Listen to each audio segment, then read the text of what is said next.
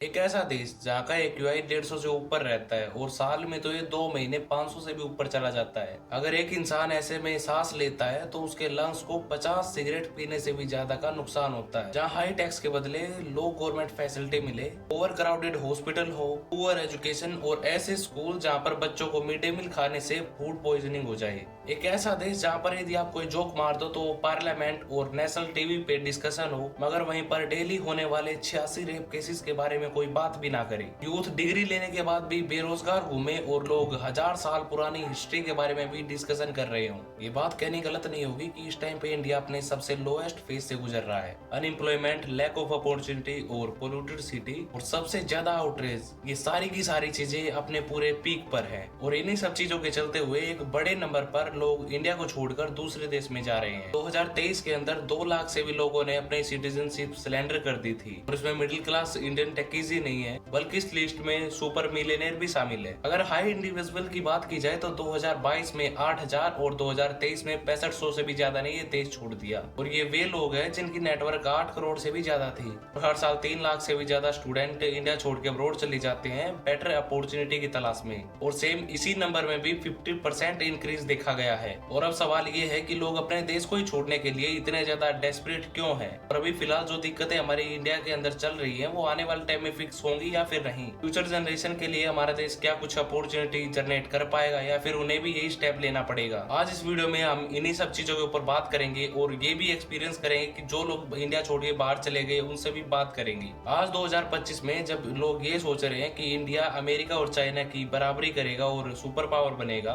तब की सच्चाई ये है कि वर्ल्ड की 10 ऐसी सिटियां जो पोल्यूशन से भरी हुई है, उन 10 सिटियों में से 9 तो इंडिया की ही है। इसके 13 करोड़ लोग एक्सट्रीम पॉवर्टी में जी रहे हैं। दिल्ली NCR जो इंडिया की कैपिटल है और पूरी हब सिटी है, वहाँ पर खुलेआम क्राइम हो जाते हैं। जैसे भी रिसेंटली गुरुग्राम में बाइकर्स को खुलेआम पीटा गया क्योंकि उन्होंने एक ब्लैक स्कॉर्पियो को टेक ओवर कर लिया था। इन लोगों की गलती सिर्फ इतनी थी कि अपने बाइकिंग के पैशन को एंजॉय कर रहे थे, जिसके बदले में इनकी सुपर बाइक्स को तोड़ दिया गया। फिर रिसेंटली इंडिया की रेलवे का एक वीडियो सामने आया है जहाँ पर पेंट्री स्टाफ वालों ने एक पैसेंजर को पीट दिया। अगर आप भी रेलवे में सफर करते होगे तो आपको पता होगा कि रेलवे के अंदर ओवर प्राइस खाना मिलना एक मैंडेटरी हो चुका है। और उसी चीज के चलते हुए इस लड़के ने एक मेल इरेज की थी और उसके बाद कुछ लोग आए और इस लड़के को मारने लग गए। और विशाल जिनको इस चीज के चलते हुए पीटा गया था, उनको अभी तक भी इस चीज के लिए कोई इंसाफ नहीं मिला और आई होप क्या पता ना भी मिले, क्योंकि भाई इंडिया है ये। इसके ऊपर लोगों ने जब बात की, जब ये वीडियो उठकर ट्विटर पर चली गई थी, इंडिया का लॉ इतना ज्यादा लॉ हो चुका है कि लोग ये सब चीजें करते हुए एक बार भी नहीं सोचते। किसी को भी फिजिकली अब्यूज करना एक बहुत ज्यादा कॉमन चीज बन चुकी है। जैसे भी मोहाली में अभिषेक को पार्किंग डिस्ट्रीब्यूट करने के ऊपर मार दिया गया।